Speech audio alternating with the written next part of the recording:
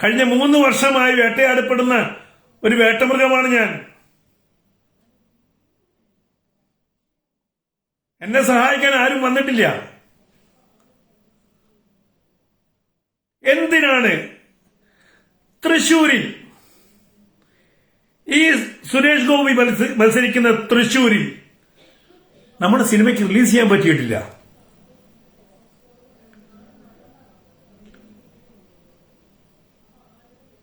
ഞങ്ങൾ റിലീസ് ചെയ്യുമെന്ന് പറഞ്ഞ ഒരുപാട് ഹൈന്ദവ സംഘടനകൾ ഉണ്ടായിരുന്നു. അവിടുത്തെ സ്ത്രീകൾ എന്നെ വിളിച്ചു വെച്ചു,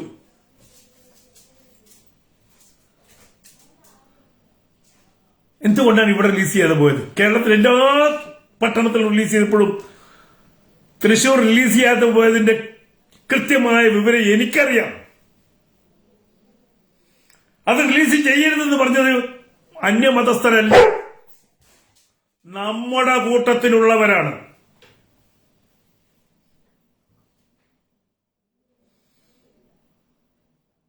തീർച്ചയായും വെട്ടുമ്പോൾ തടുക്കണം. വെട്ടുകൊണ്ടിട്ട് തടുക്കാൻ എന്ന് വെച്ചാൽ തല ഉണ്ടാവില്ല. സത്യമാണ്. ബോധം വേണം. വരാനുള്ള കാലം അത്ര സുന്ദരമായിട്ടുള്ള കാലങ്ങളൊന്നുമല്ല. കാര്യങ്ങൾ ഇങ്ങനെ പോവുകയാണെങ്കിൽ ഈ പറയുന്ന ഹൈന്ദവ സമൂഹം വേദനിക്കേണ്ടി വരും ഇനിയും. കാരണം ഭരണകൂടം നമുക്ക് കൂടെയില്ല. ഇടതും വലതും അവരുടെ പക്ഷത്താണ്. ഏത് പക്ഷത്താണ്? സാധാരണ മുസ്ലിങ്ങളുടെ പക്ഷത്തല്ല, തീവ്ര മുസ്ലിങ്ങളുടെ പക്ഷത്താണ്, തീവ്രവാദത്തിന്റെ പക്ഷത്താണ്. ആ തീവ്രവാദത്തിന്റെ ഓഹരികൾ വാങ്ങുന്നവരായി ഈ നാട്ടിലെ മുഴുവൻ രാഷ്ട്രീയക്കാരും മാറിയിട്ടുണ്ടോ എന്ന് സംശയിക്കേണ്ടുന്ന അവസ്ഥയിലാണ്. ആ തീവ്രവാദത്തിന്റെ ഓഹരികൾ വാങ്ങുന്നവരായി കേരളത്തിലെ മുഴുവൻ രാഷ്ട്രീയക്കാരും മാറിയിട്ടുണ്ടോ എന്ന് സംശയിക്കേണ്ടുന്ന അവസ്ഥയിൽ എത്തിയിരിക്കുന്നു എന്ന് പറയാതെ വയ്യ. അവിടെയാണ് ഇന്ന് ഈ വിഷയം അവസാനിക്കുന്നത്. തിരിച്ചു പറയാൻ കഴിയണം. തിരിച്ചു പറയാൻ കഴിയുന്നില്ല പിന്നെ എന്തിനാണ് നാവ് മടക്കി വീട്ടില് നമ്മുടെ വായിന്റെ ഉള്ളിൽ കുത്തിക്കയറ്റാനുള്ളതല്ല.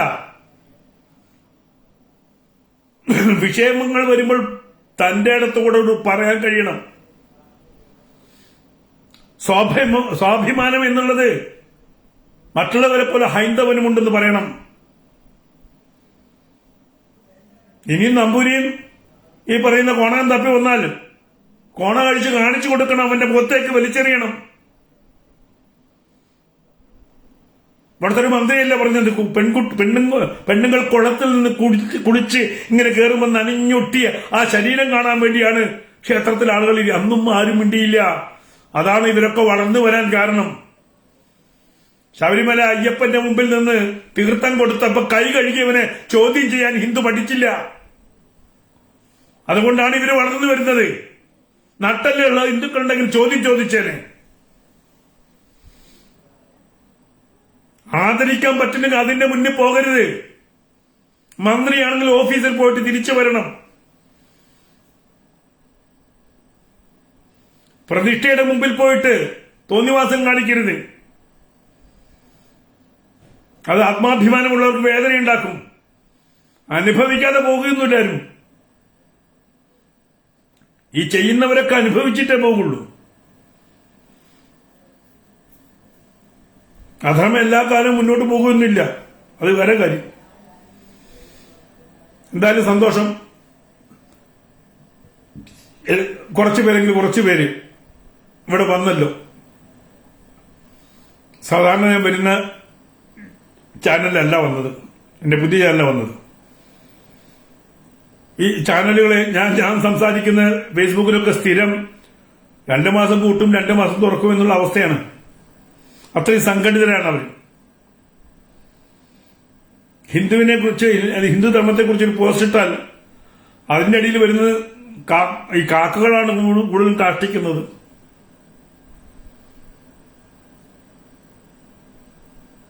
മനസ്സിലാക്കണം.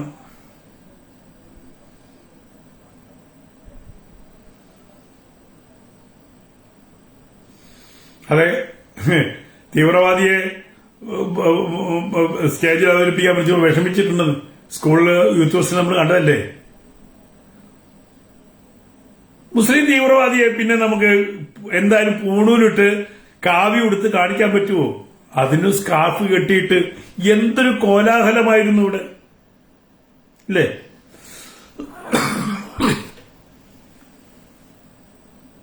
ബിരിയാണി കൊടുക്കാത്തതിന്, പച്ചക്കറി വിളമ്പിയതിന് അവിടെയൊക്കെ ഈ പറയുന്ന സവർണനെ ഇല്ലായ്മ ചെയ്യാൻ ശ്രമിച്ചു.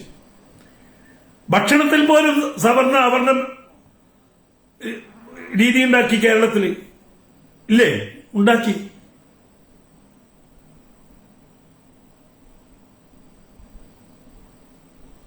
സിനിമയുടെ കാര്യം അങ്ങനെയാണ് മനോജ്, അങ്ങനെയാണ്. നമ്മൾ തന്നെയാണ് നമ്മുടെ ശത്രുക്കൾ, യാതൊരു സംശയം വേണ്ട.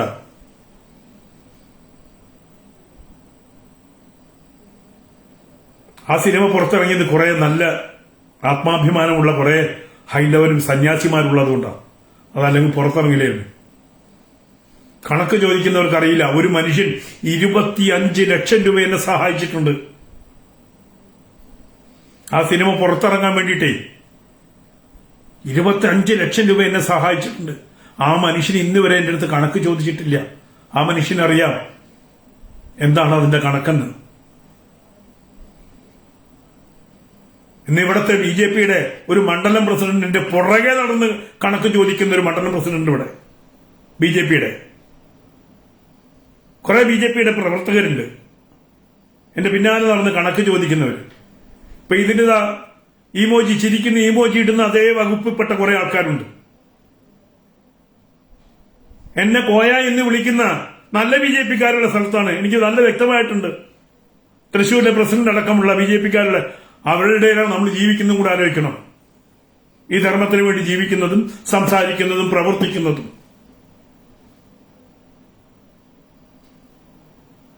കയ്യിൽ കിട്ടിയ കൊന്നു തള്ളാൻ ചുറ്റുപാടും ആൾക്കാരുണ്ടായപ്പോൾ സെൻട്രൽ ഇന്റലിജൻസും സ്റ്റേറ്റ് ഇന്റലിജൻസും വന്നിട്ട് നിങ്ങൾ കൊലക്കത്തിക്ക് ഇരയാകുമെന്ന് പറഞ്ഞ് എന്റെ വീടിന് ചുറ്റും ക്യാമറ പോലീസ് പിടിപ്പിച്ചപ്പോഴും ഭയപ്പെട്ടിട്ടില്ല.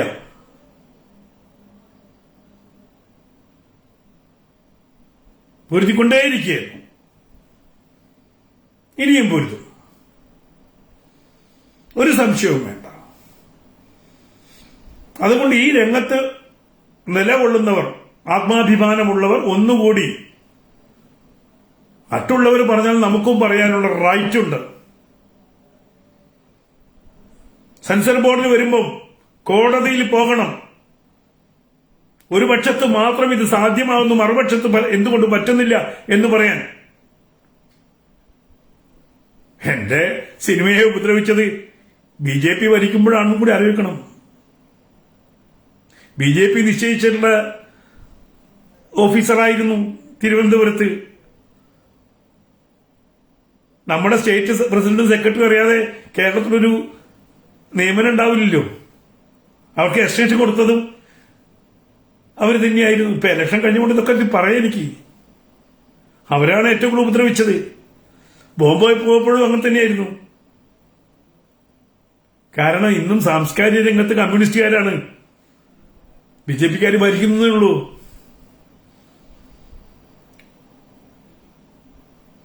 കേന്ദ്ര സാഹിത്യ അക്കാദമിയിലൊക്കെ ഈ പറയുന്ന ഇതുപോലെ ഇവിടെ കേരളത്തിലെ കലാകാരന്മാരെ പുക്കാസയുടെ കീഴിലാണ്. കലാകാരന്മാരെ നമ്മുടെ ആൾക്കാർക്ക് വേണ്ടല്ലോ. നമ്മുടെ ആൾക്കാർക്ക് കലാകാരന്മാരൊന്നും വേണ്ട.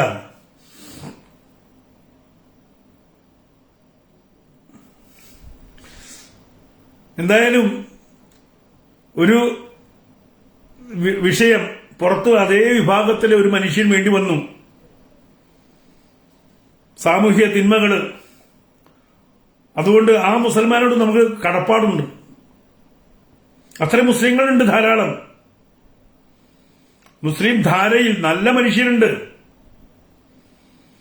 മനുഷ്യനെ ഇങ്ങനെ ജാതി പറഞ്ഞ് അകറ്റുന്നതിനെ എതിർക്കുന്ന മുസ്ലിങ്ങൾ, ഹിന്ദുക്കളെക്കാളും നല്ല മുസ്ലിങ്ങളുണ്ട്.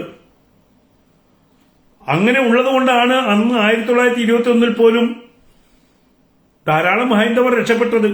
കൊണ്ടോട്ടി തങ്ങളെപ്പോലെ മനുഷ്യർ പരസ്പരം അകലരുത് എന്ന് ആഗ്രഹിക്കുന്ന മുസ്ലിങ്ങളുണ്ടായിരുന്നു.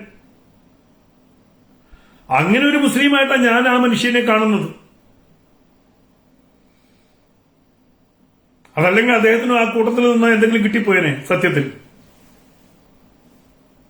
അതിനെ ചോദ്യം ചെയ്യാതിരുന്നെങ്കിൽ പുഴുവിൽ നിന്നും പുഴുവരിച്ചതാണെങ്കിലും എന്തെങ്കിലും അദ്ദേഹത്തിന് കിട്ടിപ്പോയനെ, അല്ലേ? പക്ഷെ ആ മനുഷ്യനെ തോന്നിയില്ല. ആ മനുഷ്യനത് പറഞ്ഞു. ആ സബ്ജക്റ്റ് ശരിയില്ല. അത് സമൂഹത്തിൽ പക്ഷെ ആരും കണ്ടിട്ടില്ല. അങ്ങനെ ഗുണമുണ്ട്. ഇനി കാണുമായിരിക്കും.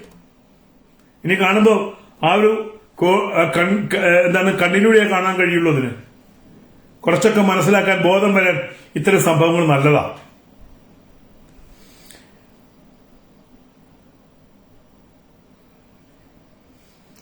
എന്തായാലും സന്തോഷം. നമ്മൾ പ്രതികരിക്കേണ്ട സമയത്ത് പ്രതികരിക്കുക.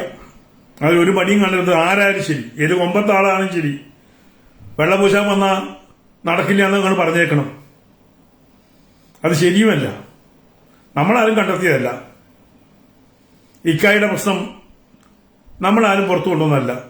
ഇക്കായുടെ സ്വന്തം ആൾക്കാർ കൊണ്ടുവന്നതാണ് ഇക്കായുടെ പ്രശ്നം. നമുക്ക് ഇക്കായോട് ഒരു വിരോധവുമില്ല. പക്ഷെ ഇക്ക ചെയ്തത് ശരിയായില്ല എന്ന് മാത്രം അദ്ദേഹം പറഞ്ഞു. ആ അഭിപ്രായം നമുക്കുണ്ട്. ഇക്ക നടനാണ്, അഭിനയിച്ചോളൂ. പക്ഷേ ജിഹാദിന് ആക്കം കൂട്ടരുത്. ഹൈന്ദവ സമൂഹത്തിൽ സ്പർദ്ധയുണ്ടാക്കുന്ന രീതിയിലുള്ള ജിഹാദിവൽക്കരണം നടത്തരുത് സിനിമയിൽ. അത്രയും നമുക്ക് അഭിപ്രായമുള്ളൂ. അദ്ദേഹത്തോട് ഒരു വിരോധവും നമുക്കില്ല. പക്ഷെ ഇത്തരം കുൽസിത പ്രവർത്തനങ്ങൾ, ഈ പറയുന്ന സുഡാപ്പികളോട് ചേർന്ന് ഇത്തരം കുൽസിത പ്രവർത്തനങ്ങൾ നടത്തിയാൽ ജനം പ്രതികരിക്കും. അത് ജനങ്ങളുടെ അവകാശമാണ്.